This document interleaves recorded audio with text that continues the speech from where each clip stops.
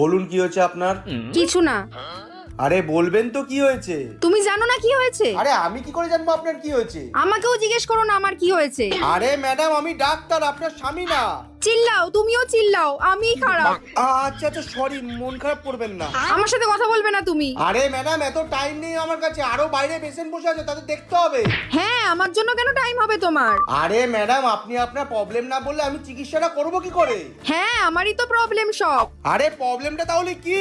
আমিই প্রবলেম। হ্যাঁ সেটা তো আমি দেখতে পাচ্ছি। এই কি বললে? কিছু না। না না, আমিই প্রবলেম। যখন আমি মরে যাব না তখন তুমি আমার দাম বুঝতে পারবে। আরে পাগল টাগল হয়ে গেছেন নাকি? কি বলছেন আপনি?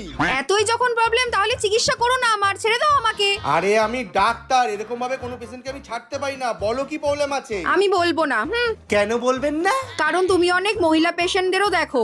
আরে ভাই আমি ডাক্তার, আমি দেখবো না তো কে দেখবে? দেখেছো?